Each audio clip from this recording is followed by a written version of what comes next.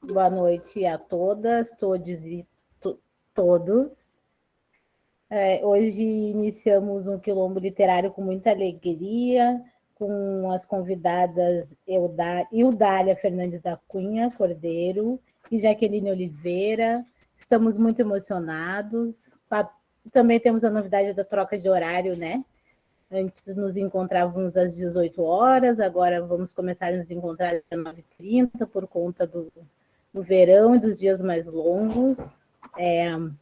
Quilombo Literário é um projeto pensado pelo professor Rodrigo da Rosa, que iniciou no Campus Carreiros, né, na Universidade Federal do Rio Grande, lá na cidade de Rio Grande, e chegou aqui para nós em São Lourenço do Sul, no ano passado. O Quilombo Literário é uma roda de leitura de contos escritos por pessoas negras, na maioria das vezes. A roda de leitura funciona da seguinte forma: a gente partilha o conto, né? Cada pessoa que se sente à vontade lê um trecho, um parágrafo, uma frase. Tem funcionado muito bem. Hoje nós vamos ler o conto A Moça, de Esmeralda Ribeiro. O Rodrigo vai colocar aqui na tela para nós e cada pessoa lê um trechinho do conto e depois a gente discute com as nossas convidadas. Bem-vindos, que seja mais um sucesso esse nosso encontro.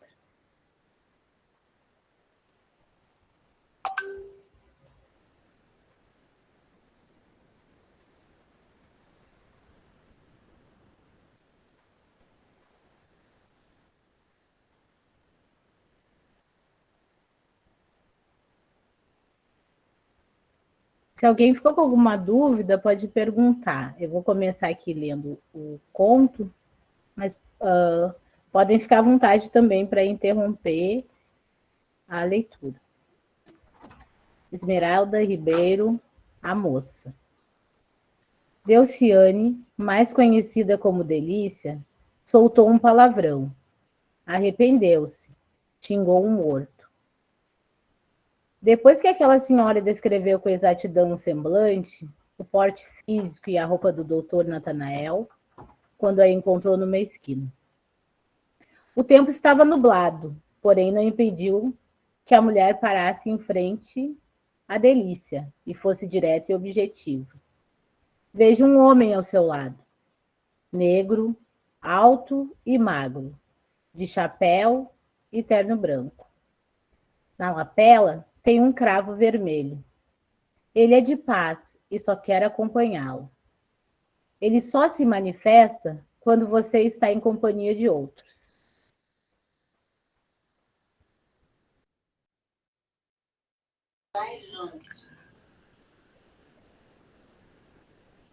A conversa foi interrompida por um raio que caiu numa árvore na rua.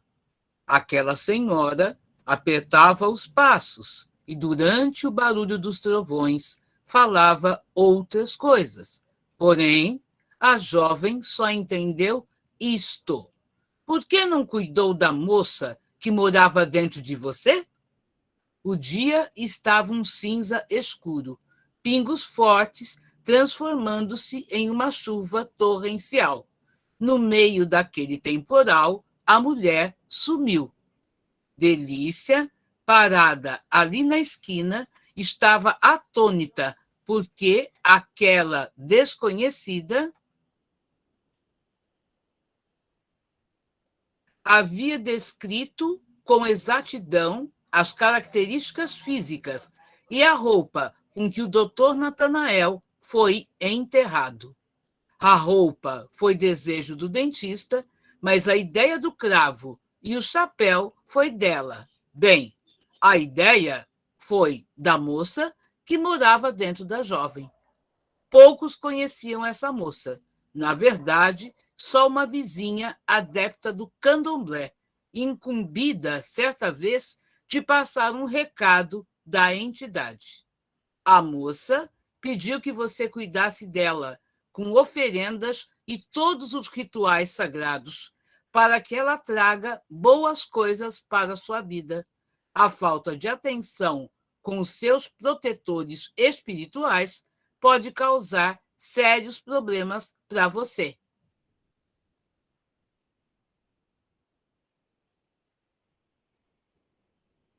Ela... Ui, desculpa aí, Idália. Pode ir, por favor. Ela que seguisse o exemplo de outras mulheres que tratavam suas moças com a devida atenção. Eram mulheres discretas, trabalhadoras, prósperas e tinham bons relacionamentos amorosos, finalizou a vizinha. Delícia lembrou que, no velório, as pessoas reparavam, mas sem comentários. Delícia se vestia bem, como cuidava bem do seu corpo. Porém, uma vez tinha participado de uma sessão de descarrego, contudo, na churrascada no templo, Delícia chegou à festa vestida com um macacão branco decotado e do umbigo para baixo, um círculo mostrava sua tanguinha. Além de tudo, segurava uma Bíblia. Salvou-se do linchamento dos irmãos, tomando o primeiro ônibus que apareceu pela frente.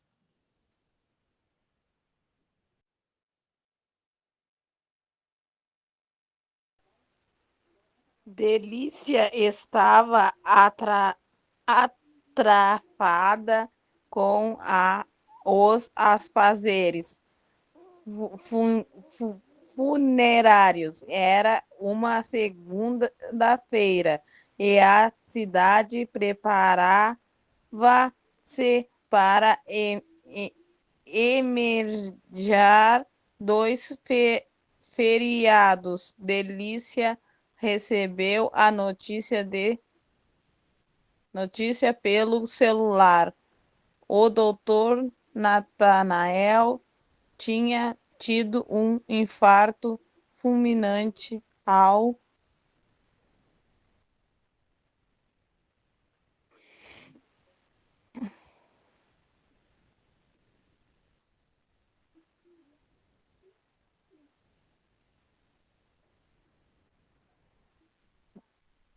volante, perdendo a direção do carro na estrada. Aquela notícia caiu-lhe como uma bomba por a jovem, um amigo, namorado e uma turma combinaram de passar as férias para já que o doutor participasse de congresso de dentista na capital. A ex-mulher do doutor é que deveria estar nesta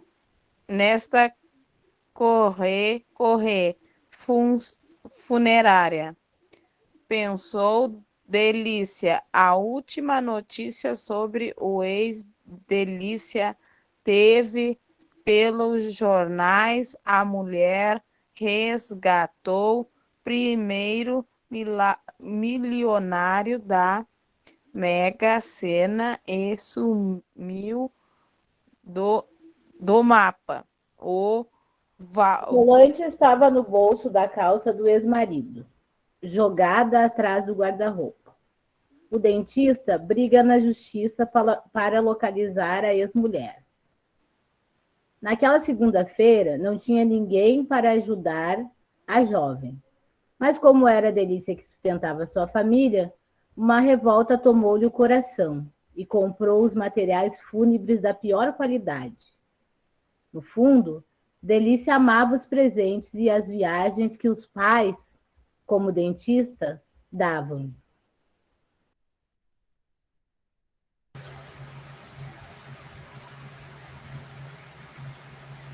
Quando pequena, sua família morava na beira da estrada e a menina era cobiçada pelos caminhoneiros. A sua mãe ensinou-a a chamá-los de pai.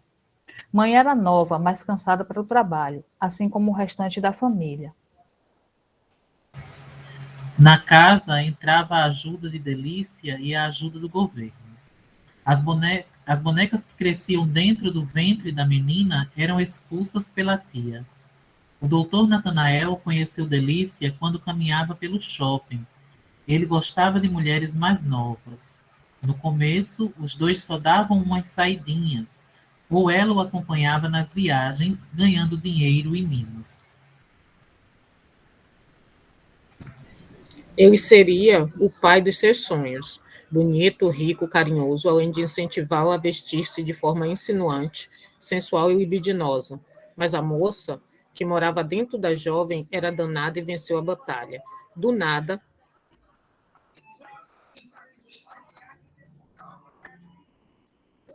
o doutor Natanael presenteou-a com um belo apartamento na Zona Leste. Quando deram por si, estavam morando juntos. Poucos meses de convivência. Delícia já se sentia enganada. O dentista começou a proibi-la de usar as mesmas roupas que antes elogiava. Ele também fez com que ela cancelasse sua conta no Facebook, depois que viu Delícia em poses sensuais. Naquela segunda-feira, Delícia estava muito brava. O amigo namorado já havia mandado uns 3 torpedos insistentes, todos com a mesma mensagem. E aí, gata, vamos à praia? Nada o faria cancelar aquela viagem.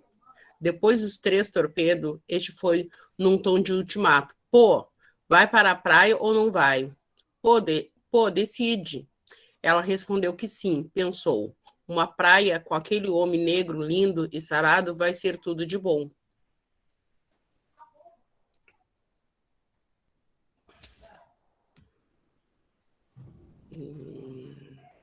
A jovem deixou a sua família e vizinhos velando o Dr. Natanael.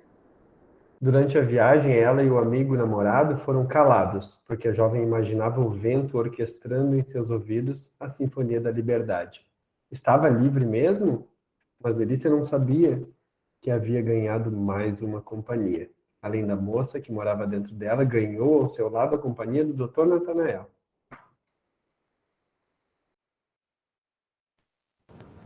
No carro. Tá, vai que eu leio depois, então. Tá. No carro, durante a viagem, a jovem sentia de vez em quando uns arrepios, mas ela os associava àquela sensação do vento batendo em seu rosto. Na praia, queria sentir o corpo do amigo, aquele negro lindo e maravilhoso, porém, a noite não foi tão prazerosa assim. Delícia sentia o seu corpo levitando, uma força fora do comum afastava os dois. O momento em que ela levitava era apagado de sua memória. O amigo narrou o acontecido, mas ela e a turma caíram na risada. Depois da morte do dentista, Delícia encontrou a senha.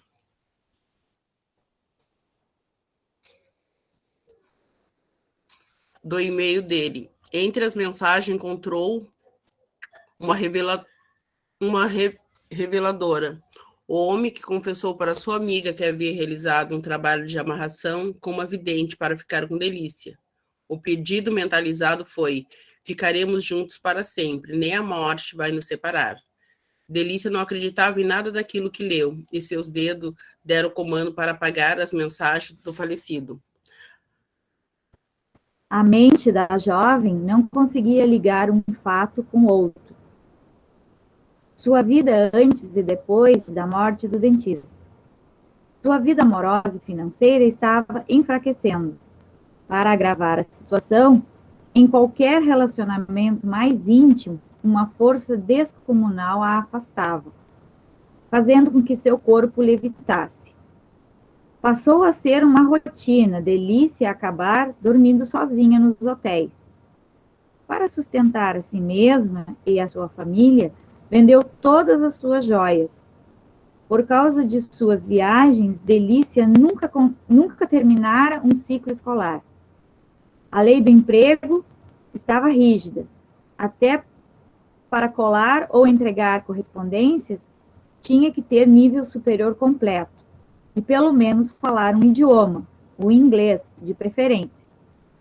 Delícia, certa vez, sonhara com uma moça toda de vermelho, da cabeça aos pés, mandando ela própria o recado. Mandei mensageiras para te avisar que cuidasse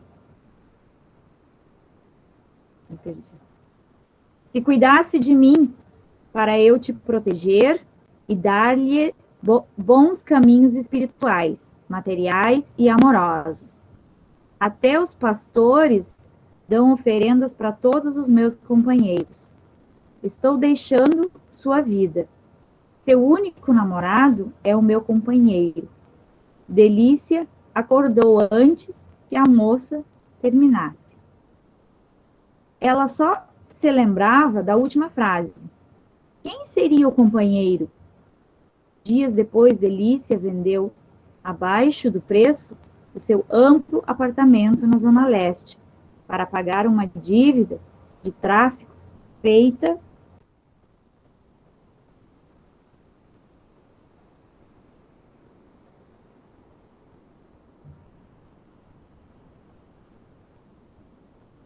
por um de seus irmãos.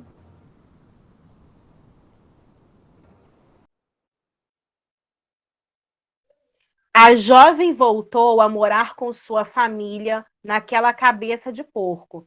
Casas do lado, em cima, um verdadeiro labirinto. A casa de Delícia era a última, lá em cima, e das portas e janelas só tinha os batentes. Agora, para sair à rua, Delícia passava batom vermelho nos lábios e no restante da boca. E as roupas, antes atraentes, agora encebadas, marcavam um corpo com profundas marcas de um envelhecimento precoce. Penalizada com o estado físico e mental de Delícia, aquela vizinha adepta do candomblé, de quem era jovem e a mãe zombaram, deu-lhe um carrinho de madeira, com o qual Delícia catava papelão, latinhas e outras bugigangas pelas ruas.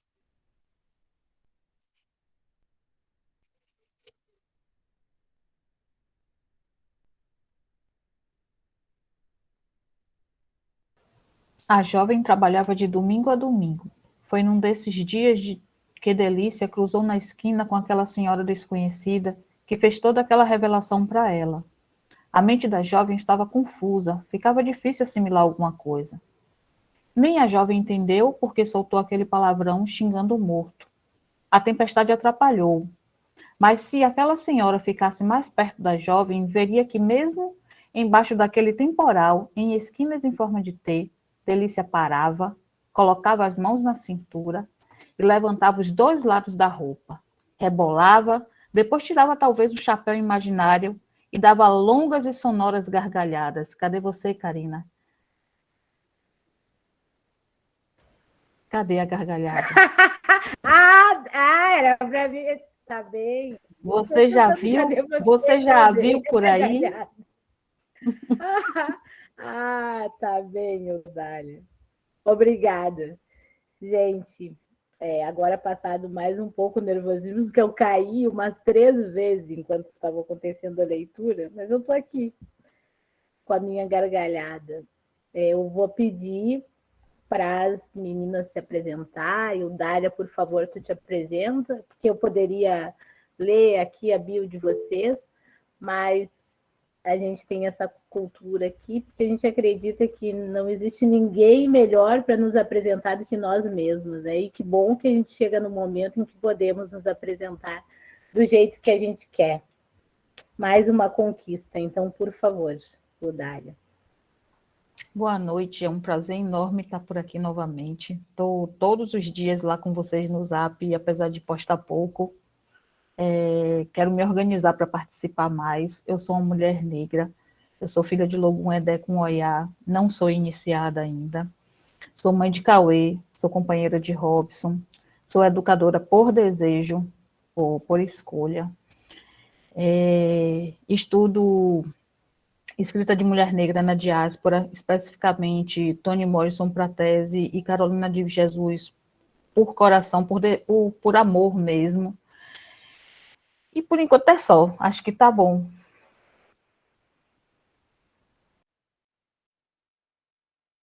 Obrigada. Jaqueline, por favor, te apresenta para nós. Bom, primeiramente eu gostaria de agradecer, né, o convite de todos, né, de todos vocês e todas. Eudália, para mim, é uma das maiores referências, né, que eu conheço na área de literatura, então me sinto muito honrada, né, em estar participando ao lado dela, né, e ao lado aí desse projeto tão importante. Bom, meu nome é Jaqueline Oliveira, eu atualmente estou na direção do Centro de Mulheres de Favelas e Periferias, que é o CEMUF, né, através do CEMUF que nasce, né, o movimento de mulheres negras no Brasil. Então, Dona Joana Angélica, né, que não conseguiu entrar, é a cabeça, né, que criou isso tudo. Então, me sinto muito honrada também por estar na direção comunitária. Nós temos um projeto de um PVS aqui no Rio de Janeiro. Sou pesquisadora de literatura negra, de autoria feminina, professora de língua portuguesa, especialista em literaturas africanas, e, por ordem dos ancestrais, tomei posto esse ano como Ialorixá. Sou uma mulher negra iniciada de Obá e também sou filha de Omolu. Então, gratidão por esse espaço e que pai e mãe abençoe aí todos vocês. O meu pai e a minha mãe abençoem vocês também. Eu, olhando, ouvindo aqui, estava falando com o Rodrigo no privado sobre o Inédito Viável e lembrei que eu não me apresentei e que nós temos muitos convidados aqui que não conhecem o projeto. Então, eu vou aproveitar esse momento para agradecer e para me apresentar. Meu nome é Karina Santana Ferreira, eu sou mulher, mãe quilombola, estudante do curso de Educação do Campo e bolsista do projeto Quilombo Literário, que é um presente, foi um presente muito maravilhoso na minha vida. A gente quer agradecer e dizer, contar para vocês, pessoas que estão participando conosco, da onde eu fiquei impressionada aqui, ó. A gente tem uma convidada, uma participante de Berlim, na Alemanha, de Cametá, que eu acho que é assim que se pronuncia, do Pará, Canguçu, Pera Grande, Mesquita, Rio de Janeiro, no México, no Natal, Nova Iguaçu, Nova Santa Rita, que é aqui no Rio Grande do Sul, Palmeira dos Índios, Alagoas, Pejuçara, Rio Grande do Sul, Pelotas, Rio Grande do Sul, Pernambuco, Porto Seguro, Bahia, Recife, Pernambuco, Rio de Janeiro, capital, né? Rio Grande do Sul, Salvador, Bahia, Santo André, São Paulo, São Caetano do Sul, São Paulo, São José do Norte, no Rio Grande do Sul, São Lourenço do Sul, que é aqui onde eu estou, São Paulo, capital. É importante dizer ainda que os participantes eles são ligados às escolas municipais, ensino fundamental, ensino infantil, ensino médio, universidades públicas e privadas, institutos federais de educação, além de organizações comunitárias. Dizer que esse projeto conta com mais 4 participantes, a Marielda, nossa querida, que hoje não vai poder participar por motivos pessoais, o Éder também, que hoje não vai conseguir participar porque está em aula, a Vitória e a Mariela. Então, esse projeto só é um sucesso, que eu considero um sucesso, por conta de todos nós, né? Não se faz nada sozinho, e por isso que eu acho que é tão bonito, porque o coletivo é que faz. A Sônia ali, fazia tempo que eu não estava te vendo aqui, Sônia. A Sônia está desde o primeiro encontro. Mas, gurias, então, Eudália, eu gostaria que tu falasse um pouco sobre o conto para nós.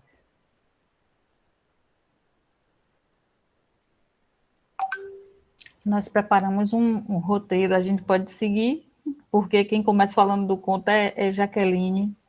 Pronto. Mas eu queria falar sobre Esmeralda, que para a gente é importante, tanto que as pessoas conheçam, visualizem, quanto saibam um pouco sobre a autora.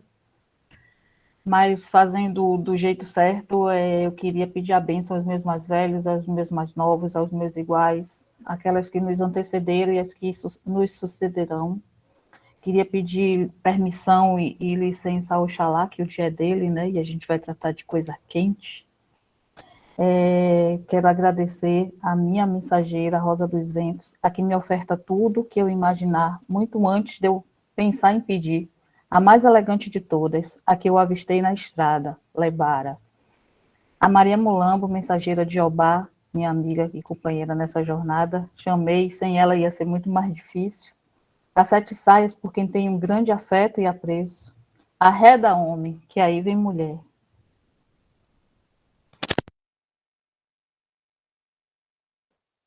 Vai lá, Jaque. Eu fico íntima logo, tu viu? Já Mas a chama... tendência é que todo mundo chame de Jaque. Não tem jeito. Não tem jeito. Eu chamo de Obá, né? Pois é, e eu de Abador. Chegou tudo por aí? Chegou.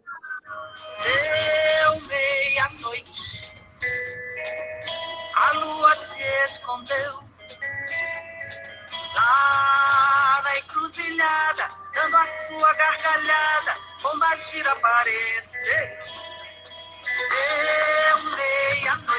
Deu meia-noite, a lua se escondeu lá na encruzilhada, dando a sua gargalhada, Pombagira apareceu.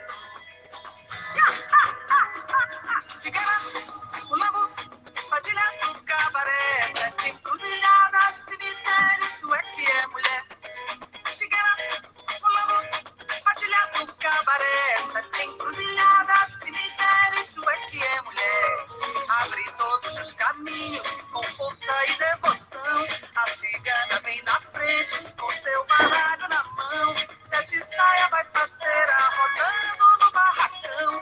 Dona Sete é quem comanda com seu maraco na mão, sete saia vai parceira, rodando no barracão. Dona Sete é quem comanda com seu maraco na mão.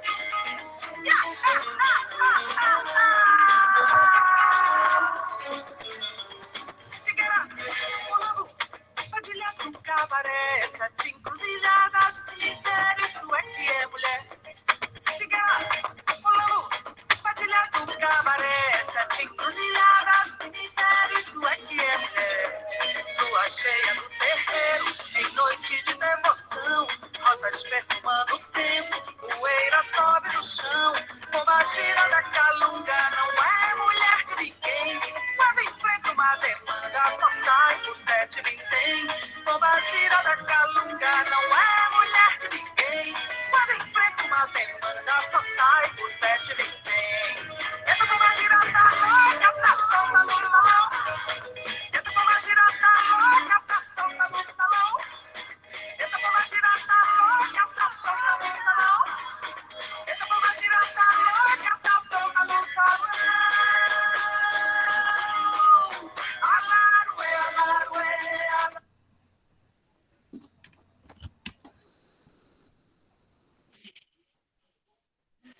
Agora a gente passa a apresentar a autora.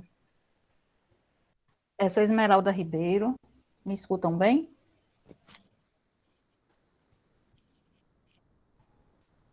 Ela é jornalista, poeta. Pensei que estava fechado o áudio. Contista, ensaísta, é paulista, nasceu em 24 de outubro de 58.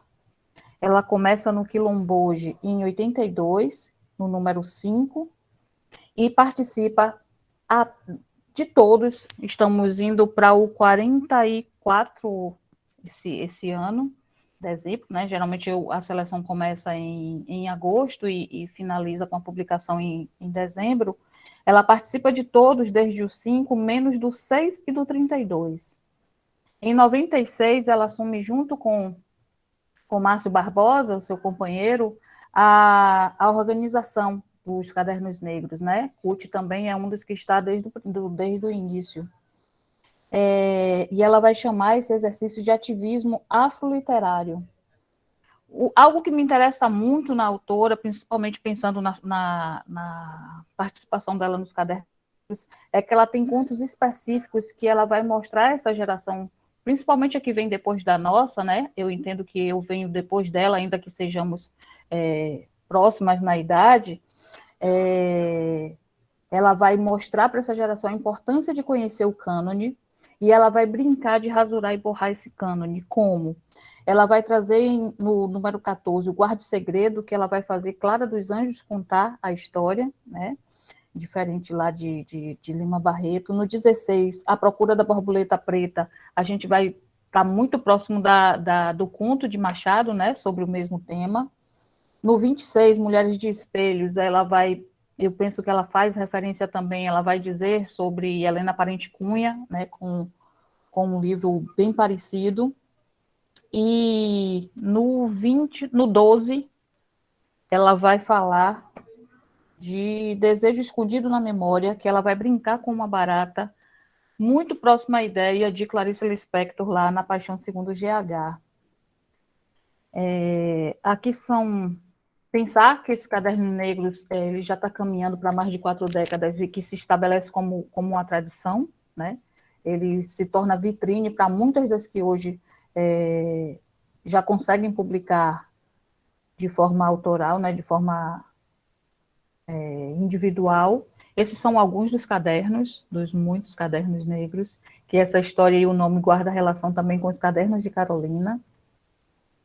E especificamente o do conto que nós vamos trabalhar, que nós estamos trabalhando hoje, é esse 34. Obá, você segue? Sigo sim. Bom, eu não poderia começar sem falar uma coisa para vocês, né? Na verdade, é quase que uma confissão. Por isso que fico extremamente tocada por esse conto, né? E pela narrativa que ele traz, né? Tudo que eu sou, né? Tudo que eu me projetei, tudo que eu me forjei, eu tenho que agradecer a minha condutora, que é Maria Mulambo. Então, se hoje eu chego até aqui conscientemente de que lá quando eu tinha os meus 14 anos, quando ocorreu o primeiro encontro, né, com essa moça, né, esse meu outro eu, essa minha outra ancestralidade, que até aquele momento eu desconhecia, né, graças a essa senhora que é condutora de todo o meu caminho, de todo o meu caminhar, né? Então, é um conto, né, que me toca muito. Eu gosto muito de pensar a literatura, né, como um reflexo, né? Um reflexo da possibilidade de existências, de várias existências que nós temos. E eu penso que quando, né, Esmeralda traz, né, quando ela traz esse presente desse conto para a gente, ela também, né, de certa forma, né, ela quer chamar a atenção, né, para aquelas pessoas que têm outras ancestralidades, né, mas que, de certo modo, não têm uma certa compreensão, e aí acabam ali deixando essa ancestralidade, né, de ladinho. A gente observa uma confusão, né, um não entendimento de que energia era essa, né, da personagem em questão no conto, né? E a gente vê um movimento também de que as coisas elas vão acontecendo e Delícia ela vai perdendo, né? Ela vai perdendo as coisas na vida dela exatamente por não dar atenção a essa ancestralidade que para nós é muito cara. E é muito cara porque nós estamos, né, à margem de muitos processos, à margem de muitos e muitos entendimentos. Então, quando ela toma, a gente vê o quê? Que essa moça, essa senhora, né, que aí nós podemos nomeá-la de várias e várias formas, né, ela traz consigo vários nomes, né, ao mesmo tempo que ela é algo quase que invisível para a personagem, ela ao mesmo tempo é algo concreto. Porque para nós, né? Como é que a gente consegue colocar esse conto como algo muito concreto, sem parecer que é algo do sobrenatural ou algo pouco, né, palpável. Para as pessoas, né, que são de religiões de matrizes africanas e até aquelas que não são, as pessoas geralmente têm aquele conhecimento, né, básico que se a Umbanda vai trabalhar com os guias, aí você tem o Preto Velho, você tem o Caboclo, você tem os Exus, né? Então, quando no trecho do conto tem aquela parte, né, da encruzilhada em T, é impossível não associar a seu tranca-ruas, né? É impossível não fazer essa associação ao seu tranca-ruas das almas, né? E não só isso, né? Esse trecho é um trecho também que cabe para a gente uma série de interpretações. Por quê? Se a gente entende, né, que as encruzilhadas, elas são portais, né? Que ali as nossas vidas, elas também podem ser reinventadas, elas também podem ser decididas, elas também podem ser impedidas, né? Quem não, senão uma moça para poder abrir e fechar os caminhos, né? Então, assim, esse conto, ele também traz esse chamamento de atenção, né? Para a pessoa que tem uma ancestralidade e não consegue compreender, né, bem, que no fundo, nada mais do que um grande relato do que acontece com muito de nós, né? É um relato do que acontece conosco. Então, eu vejo isso de forma muito presente o tempo todo nesse conto. Vejo as marcas da violência, né? Que as mulheres, elas são submetidas, principalmente na parte que associa, né, o bebê ao termo boneca. Isso é muito forte, é muito doloroso, porque ali a gente vê claramente, né, e de forma delicada. E aí é o delicado que faz, né, o texto ele entrar em ebulição, que é o relato, na realidade, de um processo de aborto, né, pelo qual essa personagem ela está passando, associando a boneca e aí remetendo, né, à questão da infância. O que é também muito interessante para a gente poder pensar que ancestralidade feminina, né, pombogira, né, ou pombogiras, ou né, pombingila, porque é um nome que vem aí, né, da língua banto, né,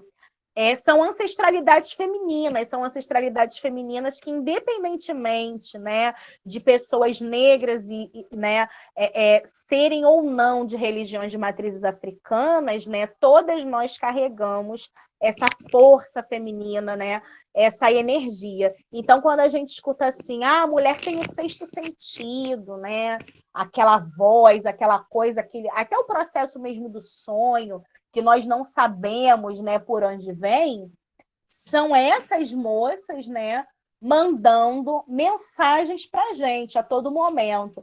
E aí, eu acho que tem um saber, né, porque é uma sabedoria de um mais velho que eu conheço, né, que é de Candomblé, que ele fala assim: muitos erros, né, ou muitas coisas ruins, muitas decepções que acontecem nas nossas vidas é porque nós não damos a devida atenção aos nossos guardiões. Então, é um conto, né, que diz exatamente isso, o quanto que a gente precisa dar atenção e o quanto que também, né, a vida dessa mulher, né, uma vida sofrida. E a gente tem várias temáticas que a gente poderia fazer as abordagens, né, mas o tema central para mim e de fundo é de uma pessoa que tem uma outra humanidade, que desconhece, e aí ela precisa fazer esse trânsito, né? Ela precisa fazer esse trânsito, esse ritual de passagem, para ela compreender que ancestralidade é essa. Então, a gente vê aí esse movimento, né, que vai decrescendo e ela vai tendo a perda, né, de todas essas questões. E aí, enquanto também, apesar de ser um texto literário, que traz, sim, inúmeros elementos, né, da realidade, porque também a literatura ela vai confrontar muito com a realidade, ela vai tocar na ferida, ela vai exigir de nós uma postura, né, um colocar-se, né, um falar. E também, enquanto uma mulher, né, de terreiro, eu fico pensando o quanto que quando a gente fala, e aí ela usa sutilmente moças, porque talvez se ela tivesse colocado pombogiras, pudesse assustar, né? Pudesse assustar, né, aquelas pessoas que fossem ler. E isso daí também pode ser visto e interpretado enquanto uma estratégia, né? Porque ainda que seja Cadernos Negros, se bota pombogira, opa, peraí, do que está falando, mas se coloca a moça, né? Porque na realidade todas as mulheres são isso, né? São moças e têm aí essas ancestralidades. Tem algumas questões, né, que aí são questões que me fazem refletir, né, enquanto mulher de terreiro também, dentro aí desse conto, enquanto uma mulher que tem essa ancestralidade, porque eu não aceitava, e eu não aceitava não era porque eu demonizava, não, muito pelo contrário. Eu fui muito privilegiada por não ter, né, tido uma educação o qual fizesse com que eu demonizasse, porque eu venho de uma família toda de Umbanda, né? A família da minha mãe é toda de Umbanda e de uma tradição muito grande de mulheres benzedeiras e rezadeiras. Então, eu não tive esse encontro aí, né, com essa possibilidade de demonização. Mas eu não aceitava, porque para quem, né, é médium, é uma potência feminina que te invade, que toma conta de você muito forte, né? E muito grande. E aí, realmente, você não sabe como lidar, né? Muitas das vezes, com essa potência feminina. Você não sabe que caminho seguir, você não sabe o que fazer. Então, demora, né? Para que essa energia ela seja aceita, né? E quando, né, aceita, e aí a gente também precisa entender que o aceitar, né, porque na verdade não deveria ser aceitar, mas o aceitar, ele perpassa por um processo aí de uma deseducação que é a educação colonial que nos foi imposta, né? Então, esse conto, ele faz todo sentido, é um conto que vem aí para poder colocar as moças, né, lá em cima, para que as pessoas elas conheçam, né? E com uma narrativa completamente diferente do que nós estamos acostumados a ver, né, Eudália? Muito, né? É diferente. Eu estava falando mais cedo, né, com o meu abador, que é muito comum nós vermos, né, as pessoas teorizando, né, sobre todas essas questões, e aí fazendo mais abordagens, quando na realidade é tudo muito mais simples do que se parece ser. E Esmeralda, com esse conto, ela descreve de forma muito objetiva esse processo todo, né, da personagem. Então, me sinto assim profundamente tocada, né, com esse conto. Não entrarei, né, em meandros literários, porque a intenção, né, não é essa, mas penso que trazer, né, de forma um pouco mais concreta que energia é essa e como que a literatura, né, contribui para esse processo aí de aceite e para esse processo também de conhecimento, né? Mas ela está falando claramente de uma pombogira, desse ser que já existia dentro dela, antes mesmo dela chegar a esse plano, antes mesmo dela saber quem ela era. Porque nós somos conduzidos o tempo todo, né? E essa condução, ela vem antes da gente chegar aqui. Antes da gente chegar aqui, já tem alguém que está tomando conta da gente. E aí, para eu poder encerrar, eu gostaria de trazer para vocês uma coisa que eu acho extremamente curiosa. Eu tenho uma filha de 5 anos, minha filha se chama Kendemain, adoro os passarinhos que o Dália faz, e curiosamente, a minha filha de 5 anos, ela tem uma afinidade imensa com Maria Padilha. A minha filha, ela desce as escadas aqui de casa, vai até a casa de Exu e fala assim: oi, dona Padilha, boa noite, como que a senhora está? Uma passagem muito interessante foi que quando minha filha deu de cara com essa moça, ela falou assim: dona Padilha, onde que a senhora mora, que é tão longe que ninguém sabe chegar lá e dizer onde é?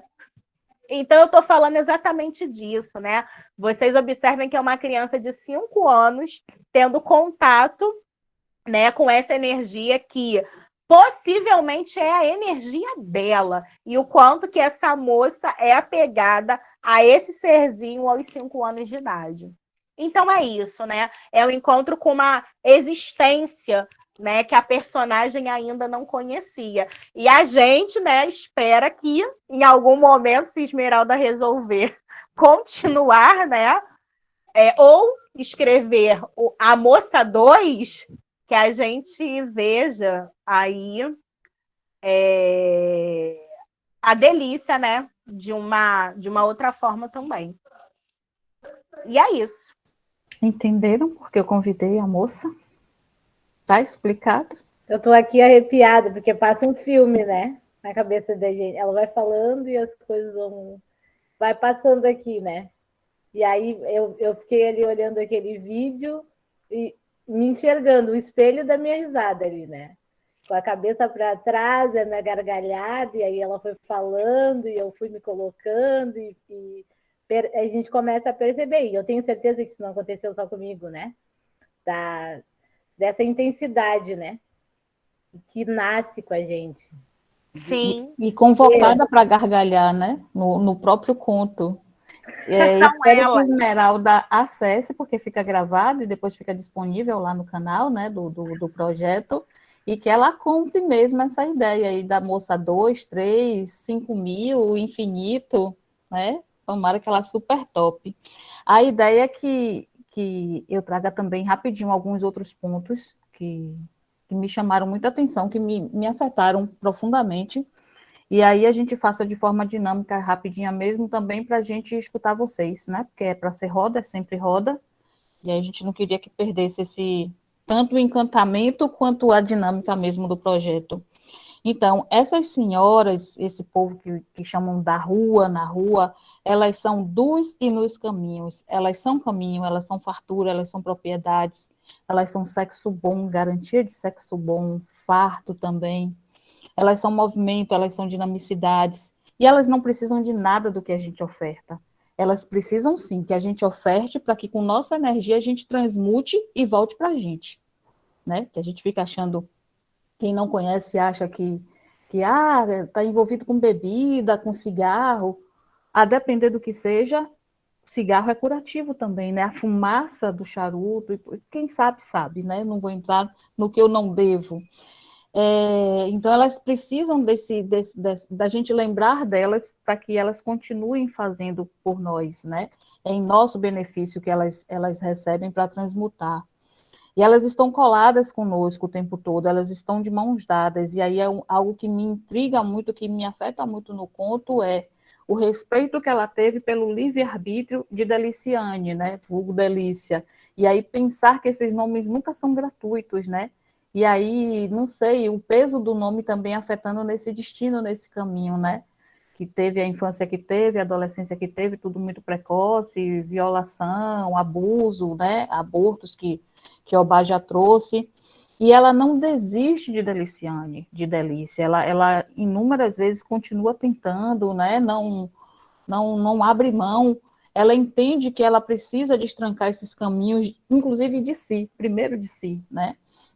E ela vai, na medida do possível, mesmo insistentemente, mesmo com teimosia, acaba respeitando essa decisão dela de não investir. Quando o cara, o Natanael, o doutor Natanael, deu os pulos dele e já fez a amarração, tipo, você vai ficar comigo para sempre, inclusive depois da morte. E é o que termina acontecendo mesmo, né?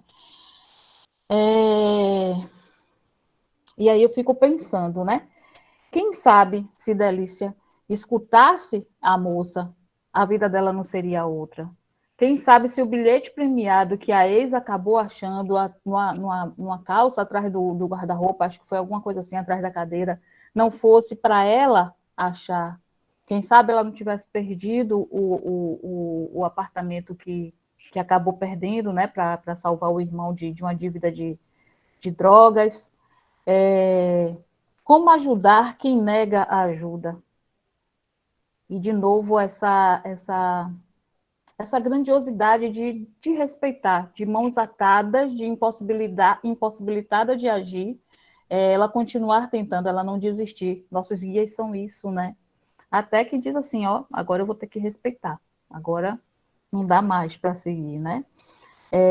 Como prosperar quando nós mesmos entupimos a jornada, nossa jornada de pedregulhos e obstáculos. Ela volta à precariedade, à penúria, experienciada na infância, mas não foi castigo da moça. Foi impossibilidade da moça, por conta de decisão dela, de não poder ajudar, né? O que é muito triste. Elas nos dão tudo, elas são prosperidade em nossas vidas, elas trabalham nas e pelas frestas, num tempo que é sempre espiralar, assim como o Okotô de Exu. Início, fim, retorno, recomeço, são tempos paralelos, concomitantes. Que estejamos atentos aos chamados e aos recados de todas as moças, dos moços, de todos eles. Que elas não desistam de cuidar do nosso arado, do nosso corpo. Que possamos caminhar juntos nos ventos e nas tempestades. A gente vai trazer uma convocação final e aí a gente abre para discussão. Pode ser, Karina e Rodrigo? Deve, quilombo literário é nosso. Minha irmã, Eudália. Hoje aqui.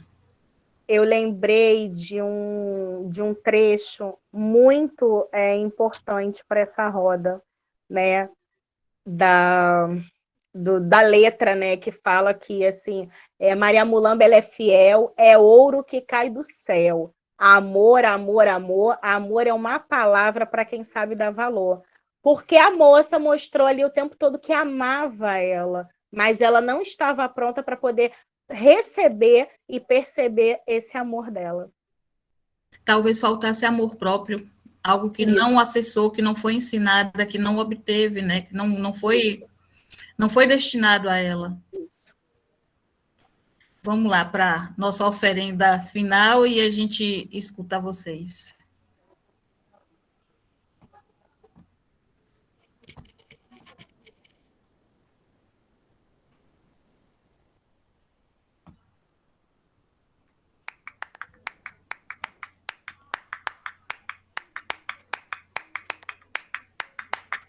E povoado é um nome curioso, né? Porque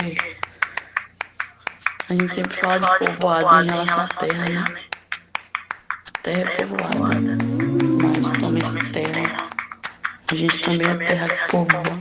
Deus te ajuda, Deus te ajuda, te livre do mal. É tudo bom. Eu sou um, mas não sou só, minha filha. Povoada, e fala que eu ando só. Nessa terra, nesse chão de meu Deus, sou uma, mas não sou só. Povoada, e fala que eu ando só. Tenho em mim mais de muitos, sou uma, mas não sou só. Povoada, e fala que eu ando só. Nessa terra, nesse chão de meu Deus, sou uma, mas não sou só. Povoada, que fala que eu ando só. Tenho em mim mais de muitos, sou uma, mas não sou só. Sou uma, mas não sou só. Sou uma, mas não sou só. Sou uma, mas não sou só. Sou uma, mas não sou só. Mas não sou só mesmo.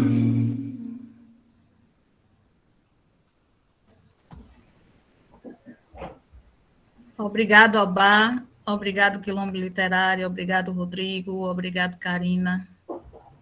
Vamos lá fazer essa girar. Que lindeza, né? Então, pessoal, alguém tem alguma consideração, alguma pergunta?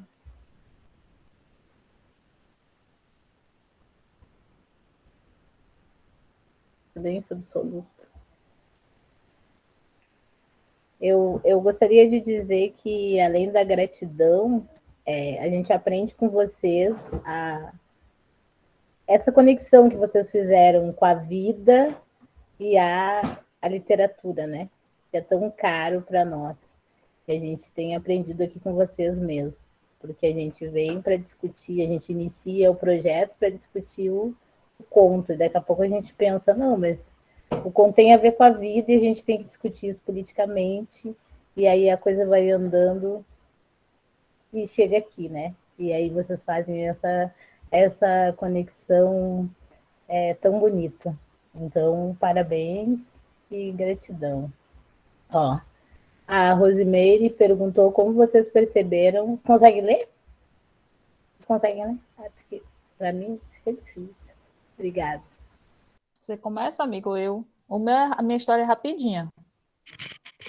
Pode começar. Pode começar. Eu faço formação de professores, principalmente com a Lei 10.639, com educação das relações étnico-raciais.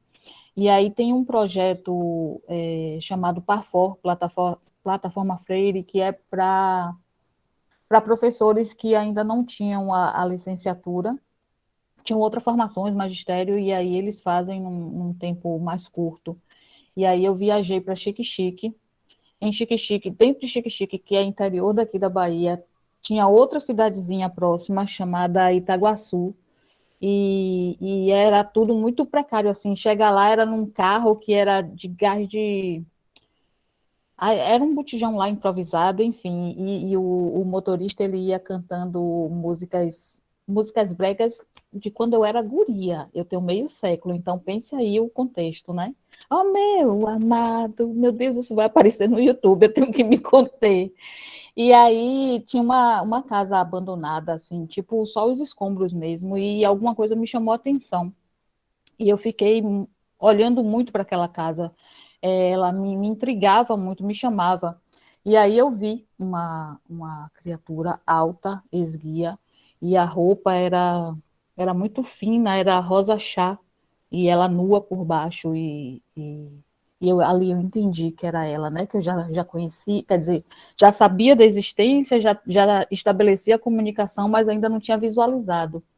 E aí, quando eu voltei, eu corri, quando eu voltei para Salvador, para casa, eu corri para escrever, isso é meados de 2013, eu tenho meio romance aqui, escrito nesse caderninho, é escrito mesmo, porque é muito depois que eu digito, tem 3 capítulos, eu nunca mais consegui voltar para concluir, não sei se transforma em 3 contos, mas é sobre ela e as artes dela nessas estradas. E aí, sempre que eu estou distante dessas estradas, eu sinto muito falta, tanto das estradas quanto dela, ainda que eu saiba que ela está dentro de mim, como diz o conto. Foi isso.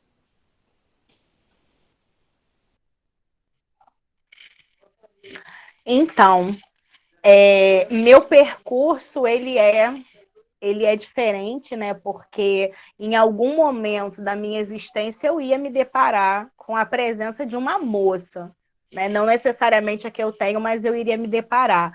Uma coisa muito curiosa é que na minha família, né? Em várias gerações, eu devo ser a 6ª ou a 7ª geração da minha família. Minha família é uma família, né, de pessoas com muita idade, né? Então, meu avô nasceu em 1914, então aí já dá para poder imaginar.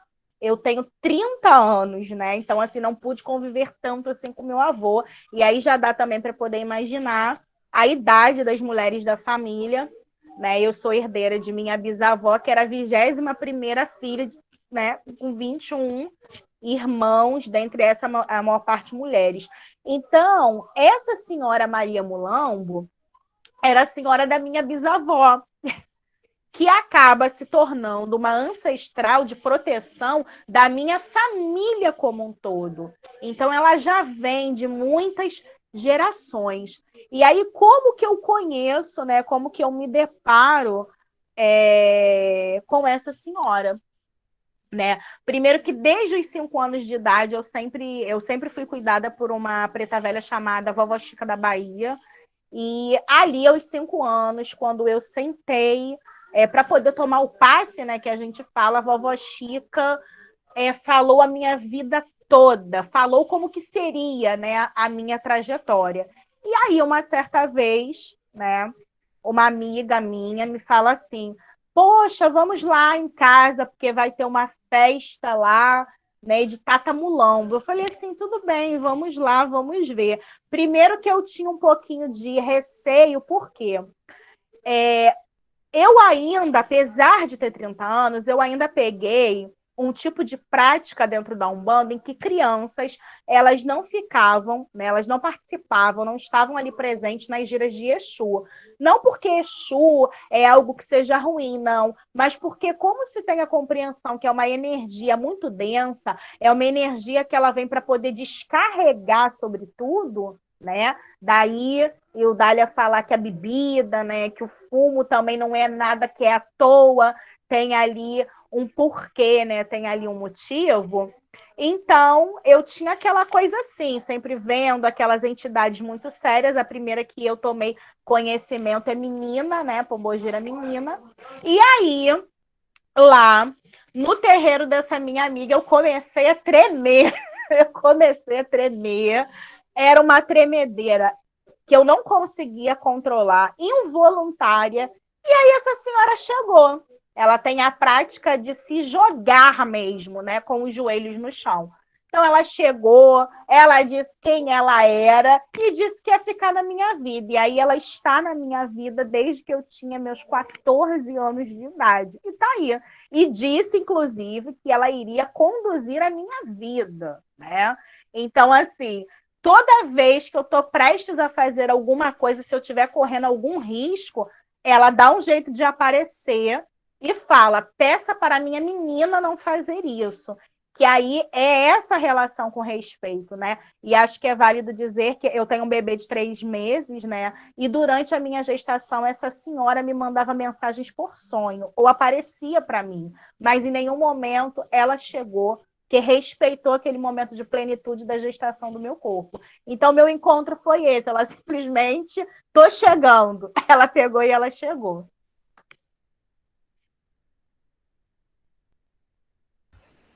Eu não sei, mais alguém quer partilhar a presença da moça em suas vidas?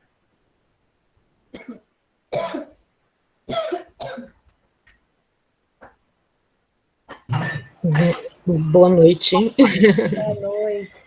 Eu sou Verônica, sou daqui de Porto. E o Dália é minha irmãzona. Jaqueline já conhecia tanto de nome que era doida para conhecer e não. E tudo que falou é tudo verdade. Né? Então, assim, é muito interessante porque eu tenho um conto também inacabado sobre uma pombogira, né? E tem uma relação com uma criança que vê a ver na estrada e é de todo mundo naquela cidade, única que a respeita.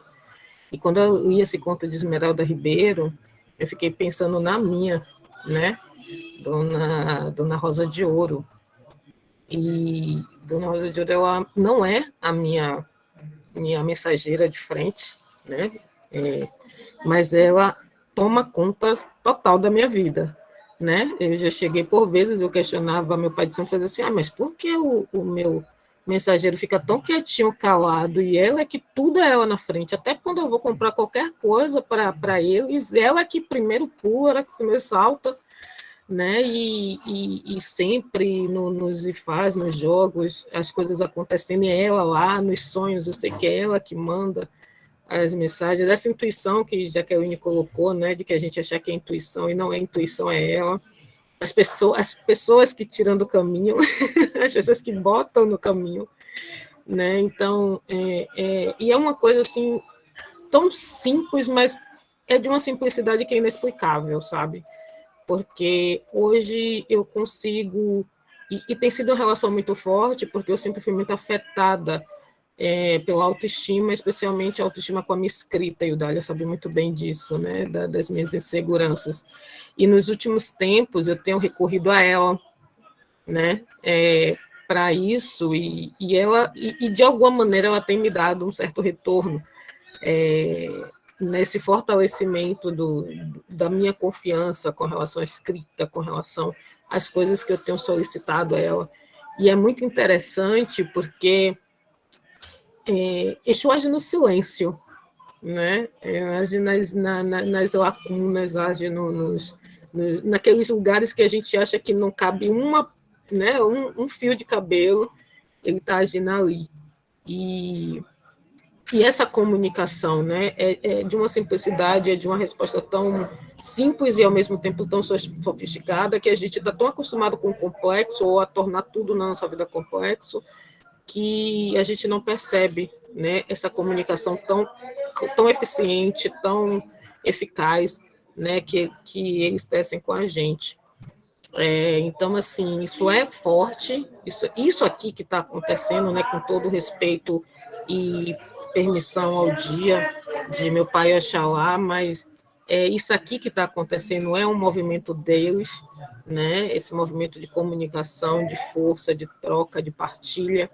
E isso é muito interessante porque os meus filhos, né, não querendo adentrar muito, mas por uma razão específica, o Exu do meu pai, né, diz que os meus filhos são filhos dele, vieram realmente pela intercessão de um Exu que é um tranca-rua, né, e é um homem que eu sou assim, tipo, eu carrego água no cesto, eu digo a ele isso sempre que é possível, eu carrego água no cesto, e que tudo que é possível que sempre me ensina. Então, são essas forças que às vezes são desrespeitadas dentro do próprio axé, né, que os Exus são sempre vistos como escravos, que eu não gosto dessa terminologia, são sempre o que sobra para eles, e eu aprendi, Jaqueline, dessa outra forma. Primeiro eles,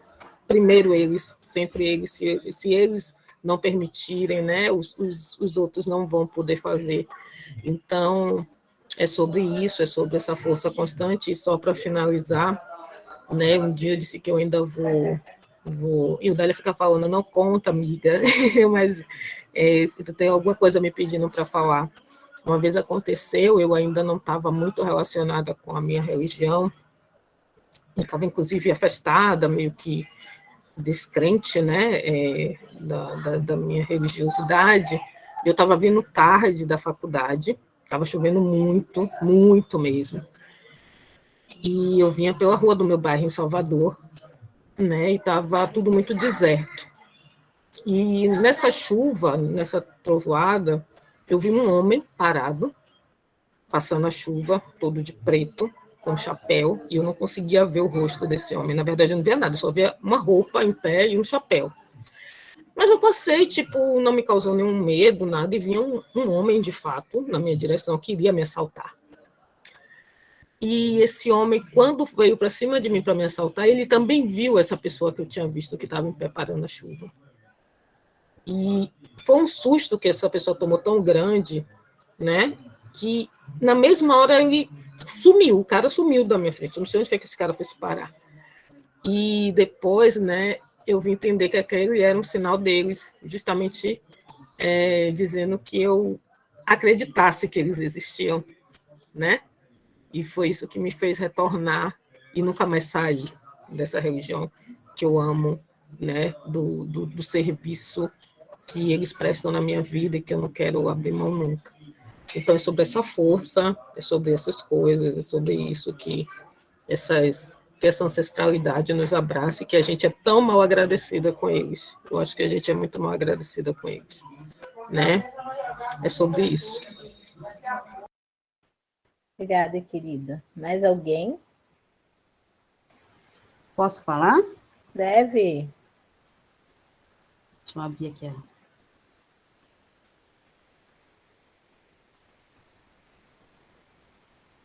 Não estou conseguindo abrir a minha câmera. Deu. Estão me escutando? Sim. Boa noite a todos. Eu peço a bênção do Agô da ancestralidade e de todos que estão participando desse encontro. A minha fala vai ser breve, mas é uma fala de muita satisfação em escutar vocês no dia de hoje. Fiquei muito feliz com a fala de vocês. As falas de vocês coincidiu muito com os ensinamentos, com os fundamentos que eu aprendi na religião, e que Exu e Pombagira não são do mal, como dizem, né? Eles são os nossos guardiões, que protegem os nossos caminhos. E tanto eles, como os orixás, como os guias, os mentores espirituais, os caboclos, eles respeitam muito o livre-arbítrio do filho, do médium, né? E o que eles querem da gente? O que eles querem é o nosso respeito, é o nosso amor, é a nossa dedicação. E em troca, o que eles nos dão? A proteção, a segurança, a felicidade, a cura de muitos males, de muitas mazelas, e tudo aquilo que cada um for merecedor. O que eles querem é tão... Eu acho assim, à vista de muitas coisas, é tão pouco. É o nosso amor, é a nossa dedicação. Né? Muitas vezes, quando nós vamos levar uma vela, uma bebida para Exu, não é que eles estão precisando. Como vocês mesmos falaram, né? As oferendas, elas são para ser transformadas, a energia para ser transmutada, para que venham energias positivas e bênçãos, e aquilo que a gente for merecedor, que venha para o nosso caminho. E peço, então, ao povo de rua, que nessa noite abra os nossos caminhos, nos protejam, e traga felicidade e muito axé. Boa noite, muito obrigada pela fala de vocês. Obrigada, Jane. Mais alguém?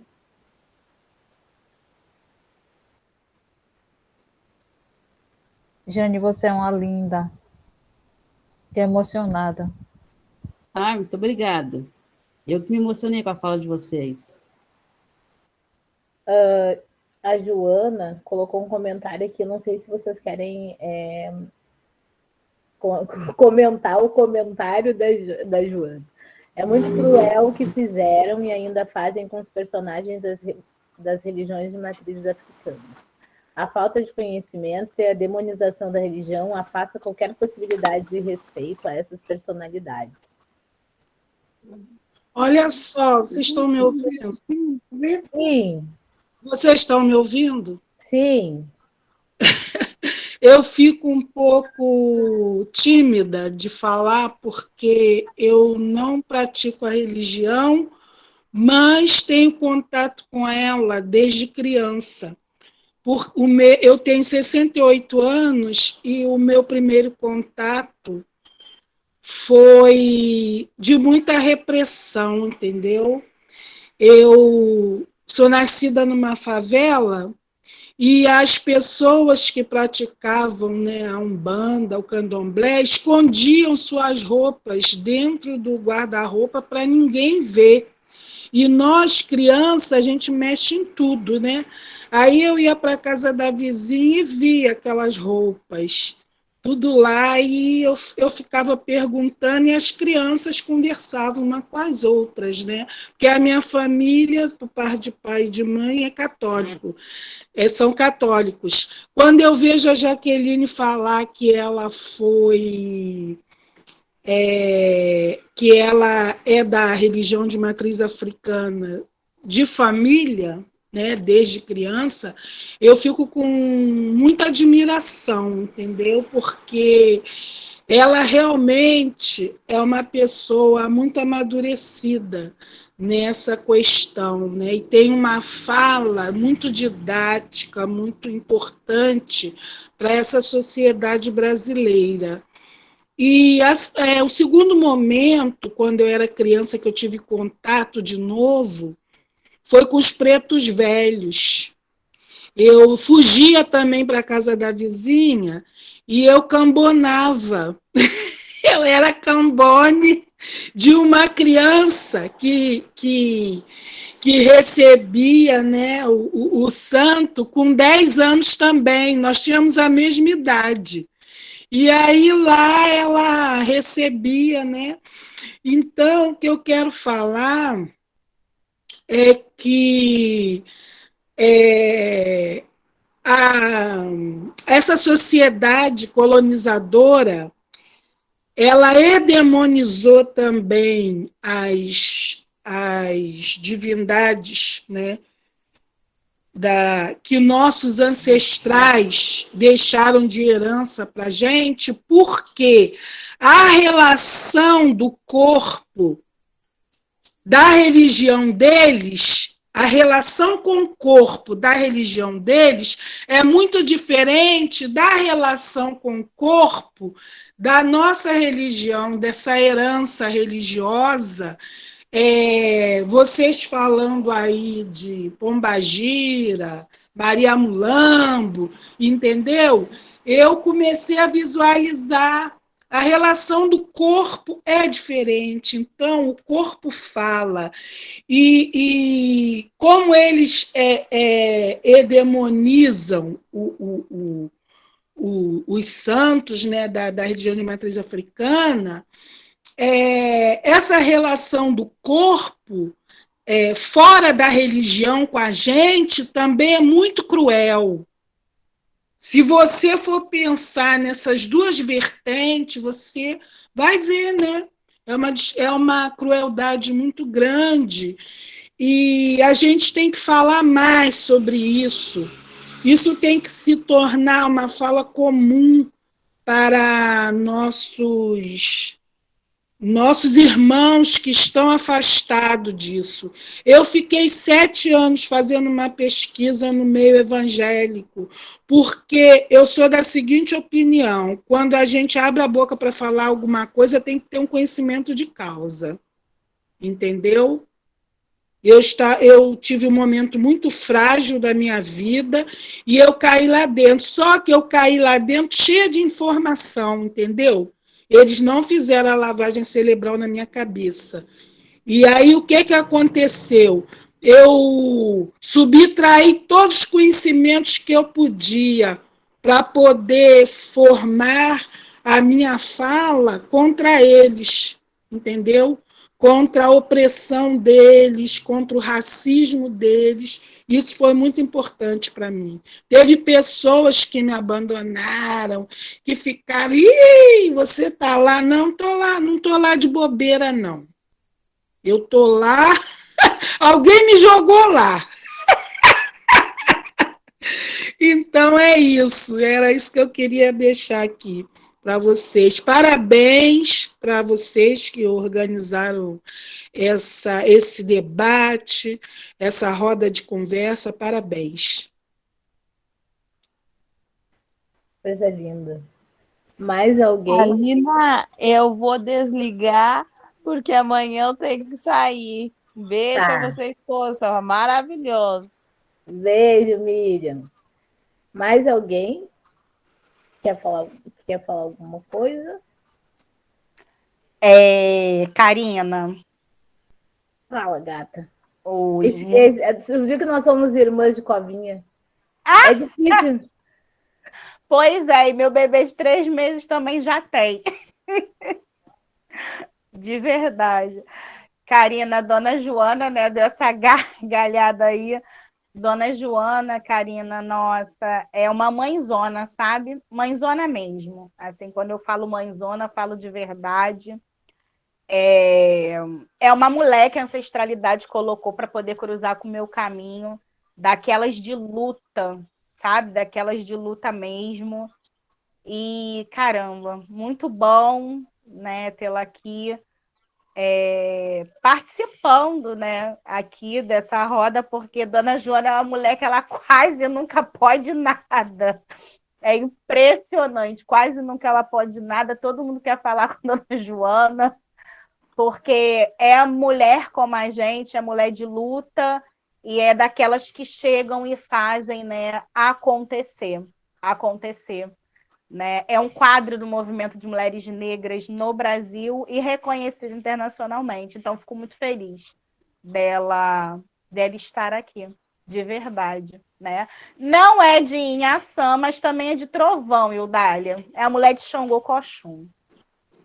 Ê, Dona Joana. Sua gêmea, Verônica. Tá explicada a risada aí, Dona Joana. Somos nós, é nós na fita, mana. E aqui é lugar de ficar sem vergonha, Dona Joana. Eu me atrapalho um pouco na vergonha também, mas vai. Pessoal,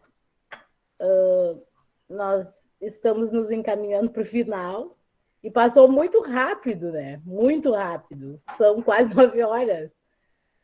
Gostaria de chamar as gurias para fazer as considerações finais. Se alguém tiver alguma pergunta, alguma consideração, pode fazer também antes das gurias. Se não, nós vamos nos encaminhando para o final desse encontro maravilhoso que passou assim, a gente vê, né? Muito rápido mesmo. O vento. Estamos às 7h30. São 9 horas, a gente vento. não sentiu. Foi o vento. Agradecer, eu sou apaixonada por esse projeto. Foi no susto que eu conheci, foi o vento que trouxe, que o vento permaneça, me deixe permanecer. Eu acho tudo encantador, da partilha na leitura, sabe? Da forma como a turma ela é mista dos 4 cantos do Brasil, como você trouxe, fora também, né?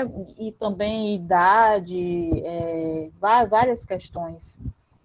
Que a gente, se eu posso fazer um pedido hoje, é que a gente permaneça atento e que a gente acolha essas ancestralidades todas e que a gente escute essas moças que moram na gente, que a gente deixe elas abrirem destrancar esses caminhos para a gente, porque fica mais fácil com elas. É isso, obrigada. Vai lá, Jaque. Bom, eu quero agradecer, né? Muitíssimo, muitíssimo. Verônica, prazer te conhecer, mesmo que virtualmente. Eu também ouço muito falar seu nome, de verdade. E, gente, eu só quero agradecer, né? Como minha irmã Eudália falou, com elas o caminho fica muito mais fácil, né? Quando nós falamos, né? E quando as letras também retratam, né, a lealdade dessas senhoras, não é à toa. E uma coisa que é a sabedoria que minha avó, que já se foi, passou, foi. Para mim, foi a seguinte, que até nos últimos momentos do nosso sopro primordial, elas sempre estarão ao nosso lado. E ela faz esse relato porque ela não conseguiu, minha avó não conseguiu impedir que o sobrinho fosse morto, né? E essa moça acordou minha avó de madrugada pedindo, pelo amor de Deus, salve o meu menino. Mas a minha avó subiu o morro e não conseguiu chegar a tempo, né? E aí, quando ela desce desse morro, que ela olha o Morro do Juramento aqui no Rio de Janeiro, né? Ela vê aquela senhora dando tchau para ela, como estou me indo embora, porque minha missão nesse plano aqui com esta pessoa acabou. Então, é o que minha irmã fala, né? Vamos nos atentar, vamos dar atenção para o que a gente acha que não viu, mas que a gente, na verdade, está vendo, que a gente está escutando, né? Porque eu sempre falo, o meu maior respeito é por aquilo que eu não vejo. Sempre, sempre. Então, gratidão. Muito, muito, muito, muito obrigada. E é isso, né? Que Papai Oxalá continue abençoando a todos nós, sexta-feira, né? Dona Joana, minha mãe lhe abençoe sua bênção, né? Que a senhora é uma EQED, uma mulher mais velha. E a bênção de... Amiga, obrigada. Obrigada. Muito obrigada. Gente, você linda. foi muito mais lindo. Muito obrigada. Já quero ir na casa da Jaque lá para conhecer. Venha, está convidadíssima, convidadíssima, inclusive providenciada pela moça, tá? Da última semana para cá, ela chegou em 24 horas, ela disse tudo que era para fazer, tudo. Em um mês eu estou dando continuidade ao legado da minha família e abrindo a minha casa de santo. Em um mês, né? Ela providenciou tudo. Quando eu achei que eu não tinha mais para onde ir, ela chegou e ela falou, vá por esse caminho, que o caminho é esse. Então eu me emociono porque eu não tenho como dizer, mesmo, e eu costumo dizer, mesmo que um dia eu saia dessa religião, eu seria muito hipócrita se eu dissesse que essa força ela não existe, que ela é muito viva dentro de mim. E é isso. Mas está convidadíssima, com certeza você pode vir, Verônica também. E é isso, estão todos convidados. Vamos lá, Verônica, eu e tu. Vamos arrasar lá com a dona Joana e a Hildália. Prazer. Um beijão, até a próxima sexta. Beijo, beijo.